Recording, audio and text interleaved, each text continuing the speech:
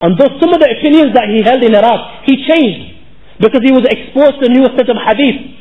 Because he was exposed to a newer set of hadith, he changed some of his opinions. And this madhab, which he dictated in Misr, is known as Mazhabul Jadid, the new madhab. This brings us to our last school which the Sunnah wal Jama'ah have agreed upon. The last school which the Sunnah wal Jama'ah have agreed upon is the Hanbali madhab, or the school of Imam Ahmad ibn Hanbal, the founder of which was Imam Ahmad ibn Hanbal. And we can basically say this school is an offspring of number 1, number 2 and number 3. Because Imam Ahmad ibn Hanbal benefited from the students of Imam Abu Hanifa, from Imam Abu Yusuf, and thus was able to and thus acquired the Fiqh of Iraq. He benefited directly from Imam Shafi'i, thus he was able to acquire the Fiqh of Imam Abu Shafi'i, and he benefited from the students of Imam Malik, and he also benefited from the Muhaddithin. Thus Imam Ahmad ibn Hanbal was able to combine all three, and he came out with a fourth madhab, which is called the Hanbali madhab, or the Hanbali school of thought. Now unlike Imam Shafi'i, Imam Ahmad ibn Hanbal did not write his madhab down. On the contrary, he would prohibit his students from writing his fatwas. The reason he stopped his students from writing his fatwas is because he believed that the only thing that should be written is the Qur'an and Sunnah. So whenever a problem arises, the Muslims do not look at these books of fiqh, but go straight to the Qur'an and Sunnah. So they don't forget this. Imam Ahmad ibn Hanbal at the beginning would prohibit his students from writing his fatwa. After his death, it was his son and his students who compiled his madhab. Now before I continue, our final thing is that some of the people believe that Imam Ahmad ibn Hanbal was not a master in fiqh. He was not a faqih. They say he was only a muhaddith. Ibn Jarir al-Tabari is one of those who has written this. This is completely wrong. The reason being is because Imam Ahmad ibn Hanbal, because he gave preference to relating hadith than giving fatwas, he came to be known more as a muhaddith, a master of hadith, than a jurist, though he was an imam in both. Secondly, because he prohibited his companions at the beginning to writing down his fatwas, some people began to believe the reason he does this because he's not a faqih. This is completely wrong, because I've just mentioned the reason he would do this is so that people do not forget to rely on the Qur'an and Sunnah. And if we look at his latter life, Imam Ahmad ibn Hanbal himself has written down some of his fatwas. Now this is basically the basis of the four madhabs and the fiqh in the beginning of the 2nd century to the beginning of the 4th. There were many other madhabs which arose within this period of time. There was the Thawri madhab, there was the Laythi madhab, there was the Awza'i madhab, there was the Jariri madhab, there was the Zahiri madhab.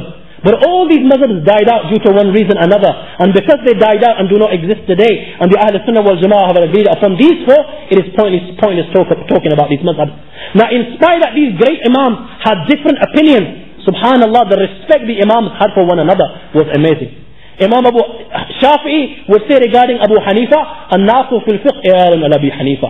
That all the people with regards to the fiqh are dependents of Abu Hanifa. Imam Malik says regarding Imam Abu Hanifa that I met Imam Abu Hanifa and we sat for hours. We discussed many masail. He says, فَمَا رَيْتُ رَجُلًا أَفْقَى مِنْهُ. I have never seen a man like him. I have never seen somebody more knowledgeable than him. Imam Shafi'i said regarding Imam Malik, لولا مالك وسفيان لذهب علم الحجاز. If there was no Malik and Sufyan, there would be the knowledge of Hijaz would have been finished. Imam Ahmad ibn Hanbal says regarding Imam Shafi'i that Imam Shafi'i was kashamsi al-dunya. He was like the moon for the world. So this is the respect these great Imams had for them. So up to the beginning of the 4th century, such was the state of the general masses, that the general masses always made taqleed. However, the ulama in the first 3 centuries always made ijtihad and would derive the laws from the Qur'an and Sunnah themselves. However, in the beginning of the 4th century thereafter, situation changed. What was the situation? Is that the general masses made taqleed, and now the ulama slowly began to make taqleed. Many reasons have been given as to why the ulama started making taqleed. One of which is the scholars write that the scholars of the 1st century had nearly solved every problem. And because they had solved the majority of the problems, the ulama thought it's a waste of time solving something which has been already solved. Secondly, a scholar of fiqh was he in the first 3 centuries who studied the Qur'an and Sunnah and then directly derived laws from therein. However, in the 4th century, it changed. The students, instead of spending more time directly on the Qur'an and Sunnah, they also started spending time on the books of the scholars that they followed. and the Imams they began to follow. They began to study their books in detail and the methods that they had used to derive these laws.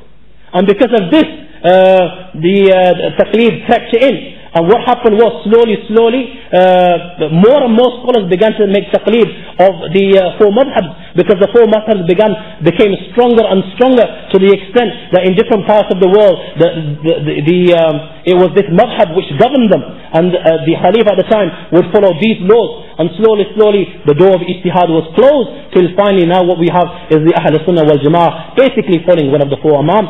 Allah subhanahu wa ta'ala give us tawfiq to act upon what I said. Wa akhir da'wana alhamdulillah.